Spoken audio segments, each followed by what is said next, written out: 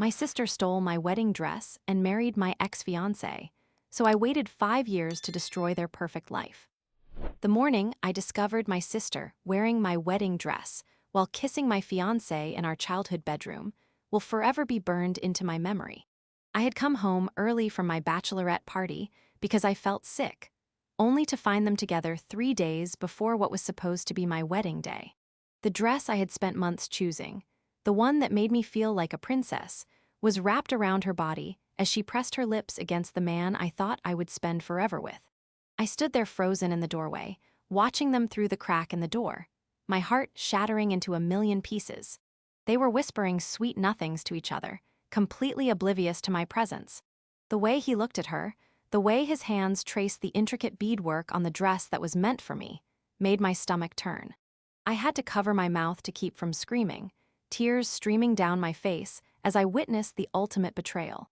Instead of confronting them immediately, I quietly backed away and drove to a nearby coffee shop to collect myself. My hands were shaking so badly I could barely hold my phone as I called off the wedding, telling our guests there was a family emergency. I couldn't bear to explain the real reason, not yet. The humiliation felt too raw, too overwhelming to share with anyone. When I finally returned home hours later, they were both sitting in the living room with my parents, looking guilty and nervous. My sister still had makeup smudged around her eyes, and his hair was disheveled in a way that made their recent activities obvious. They had clearly been discussing something serious, and the tension in the room was thick enough to cut with a knife. My parents looked at me with such pity in their eyes, and I realized they already knew what had happened. My sister had apparently confessed everything while I was gone, spinning some story about how they had fallen in love and couldn't help themselves. She painted herself as the victim of uncontrollable feelings, rather than the calculating person who had seduced my fiancé behind my back. The conversation that followed was a blur of apologies, excuses, and tears. My sister claimed she had been in love with him since we started dating 2 years earlier, and that she had tried to fight her feelings but couldn't anymore. He sat there nodding along, claiming he had realized he was with the wrong sister all along. The audacity of their justifications made me physically ill. My parents, ever the peacemakers, tried to convince me that we could work through this as a family. They suggested we all sit down and discuss things rationally, as if rational discussion could somehow undo the devastating betrayal I had just witnessed.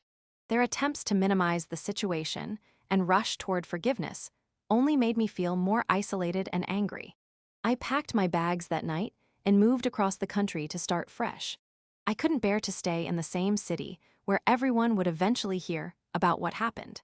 The shame and embarrassment followed me everywhere, making it impossible to maintain any sense of normalcy. I found a small apartment in a city where nobody knew my story, and I started rebuilding my life from scratch. For months, I avoided social media entirely because I couldn't handle seeing updates about their relationship. My friends and family would occasionally reach out with awkward attempts to check on me, but I could tell they didn't know what to say. Some of them had already started accepting the new couple, which felt like another betrayal entirely. The healing process was slow and painful. I threw myself into work, made new friends, and slowly started dating again. But every relationship I entered felt tainted by what had happened. I found myself constantly looking for signs of betrayal, unable to trust anyone completely. The trauma had fundamentally changed how I viewed love and relationships. 2 years after the incident, I heard through family gossip that my sister and my ex-fiancé had gotten married. They had used my wedding dress, which she had apparently kept all this time. The news hit me like a physical blow, reopening wounds I thought were beginning to heal. I spent that entire weekend crying and eating ice cream, feeling like the betrayal was happening all over again. But something shifted in me after that weekend. The sadness gradually transformed into something else, something colder and more calculating. I realized that while I had been struggling to rebuild my life, they had been living happily ever after with no real consequences for their actions. The injustice of it all consumed me, and I began to fantasize about ways to make them pay. I started following their social media accounts from fake profiles, watching their perfect life unfold in carefully curated posts. They looked so happy, so content, posting photos of their romantic dinners and weekend getaways. My sister had gained a significant following by posting about their love story, conveniently leaving out the part about how it began with betrayal and stolen dreams. The more I watched them, the more I learned about their current situation.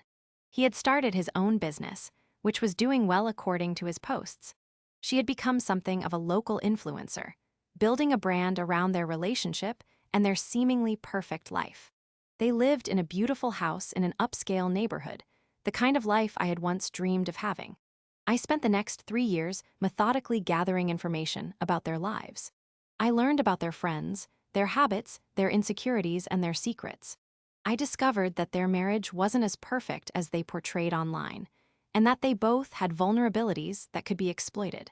The knowledge felt like power, and I carefully planned how to use it. During this time, I also focused on improving my own life. I advanced in my career, bought a beautiful home, and even started dating someone wonderful. But the desire for revenge never left me.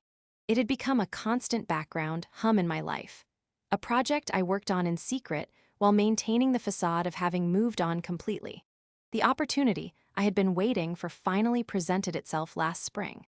Through my careful monitoring of their social media, I discovered that my sister had been having an affair with one of their mutual friends. She had been sloppy about hiding it, leaving digital breadcrumbs that were easy to follow if you knew where to look. The irony wasn't lost on me that she was now the one being unfaithful. But rather than simply exposing her affair, which would have been too obvious and messy, I decided to take a more sophisticated approach. I had learned that his business was built on a foundation of lies and financial irregularities. Through public records and some careful digging, I uncovered evidence of tax evasion and fraudulent business practices that could destroy everything they had built. I also discovered that my sister had been lying to her followers about several aspects of their life. She had fabricated stories about their relationship, exaggerated their financial success, and even stolen content from other influencers. Her entire online persona was built on deception, and I had documentation to prove it. The beauty of my plan was that I wouldn't have to directly confront them or reveal my involvement. I could simply provide the evidence to the appropriate authorities and let the consequences unfold naturally. Their perfect life would crumble under the weight of their own actions, and I would finally have the justice I had been seeking. I started by anonymously reporting his business practices to the tax authorities and relevant regulatory agencies. I provided detailed documentation of his financial irregularities, including bank records and business documents I had obtained through various means.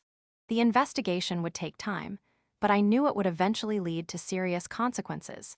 Next, I compiled evidence of my sister's plagiarism and deceptive practices and sent it to the brands she worked with as an influencer. I also created a detailed report exposing her lies and sent it to several gossip blogs and social media watchdog accounts. The online backlash was swift and brutal, with her follower count dropping by thousands within days. The final piece of my plan involved exposing her affair in a way that would seem like natural discovery rather than revenge. I anonymously sent screenshots of her inappropriate messages to her husband, timing it to coincide with the other revelations. The evidence was overwhelming and undeniable, leaving no room for explanation or forgiveness. Within a month, their entire world had collapsed. His business was shut down pending investigation, and he was facing potential criminal charges. Her influencer career was destroyed, and her reputation was in ruins. Their marriage imploded publicly, with both of them sharing bitter posts about betrayal and deception on social media. The poetic justice of watching my sister experience the same betrayal she had inflicted on me was more satisfying than I had ever imagined. She posted emotional videos about how devastated she was by her husband's lack of trust and support during her difficult time. The hypocrisy was stunning, and I felt a deep sense of vindication watching her face the consequences of her actions. But the most unexpected twist came when I received a call from him 6 months later. He had somehow figured out that I was behind the downfall of their marriage and business. Instead of being angry, he was calling to thank me. He said that discovering the truth about his wife's character had been devastating but necessary, and that he realized he had made a terrible mistake years ago. He explained that he had been miserable in his marriage for years, constantly feeling like he was living with a stranger. My sister had become increasingly manipulative and controlling, using her online following to validate her need for attention and admiration. He had felt trapped in a relationship that existed more for public consumption than genuine connection. The conversation was surreal and uncomfortable, but also oddly cathartic. He apologized for what he had done to me, acknowledging that there was no excuse for his behavior. He said he had often wondered what his life would have been like if he had made different choices, and that seeing me succeed and find happiness had made him realize what he had lost. I told him that his apology meant something to me, but that I had moved on and built a life I was proud of. The revenge I had sought wasn't really about getting him back, but about proving to myself that actions have consequences and that justice sometimes requires patience and strategy rather than immediate confrontation. The aftermath of my carefully executed plan taught me several important lessons about revenge and healing. While seeing them face consequences for their actions was satisfying, it didn't actually heal the wounds they had caused. The anger and hurt I had carried for 5 years didn't disappear just because they were finally suffering too. What truly helped me move forward was realizing that I had built a life I genuinely loved, independent of their actions or consequences.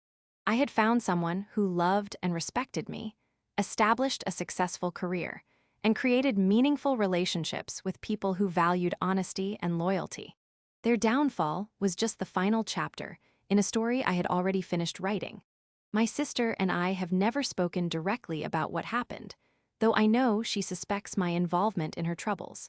She has tried to reach out through family members several times, but I have no interest in reconciliation. Some betrayals are too fundamental to forgive, and some relationships are too broken to repair. The experience taught me that revenge is a dish best served cold, but it's also not the healing balm I thought it would be. The real victory wasn't in destroying their happiness, but in building my own. They had taken something precious from me, but I had created something even better in its place. Looking back now, I can see that their betrayal, while devastating at the time, actually saved me from a life with someone who was capable of such deception. The pain they caused me led to growth and self-discovery that I might never have achieved otherwise. Their actions revealed their true character, and I was better off knowing the truth sooner rather than later. The story became something of a legend in my family, though the details of my involvement remain my secret. Everyone knows that both my sister and my ex-fiancé faced serious consequences for their actions, but they assume it was just karma catching up with them. I'm content to let them believe that version of events. Today, I'm happily married to someone who would never dream of betraying me, and I have a life filled with genuine love and trust. My sister is still dealing with the fallout from her choices, struggling to rebuild her reputation and find stability. Sometimes I feel a twinge of guilt about the role I played in her downfall, but then I remember the sight of her in my wedding dress and the feeling passes. The 5 years I spent planning my revenge taught me about patience, strategy, and the importance of letting people face the natural consequences of their actions. While I don't recommend revenge as a path to healing, I can't deny that seeing justice served was deeply satisfying. Sometimes the universe needs a little help to balance the scales.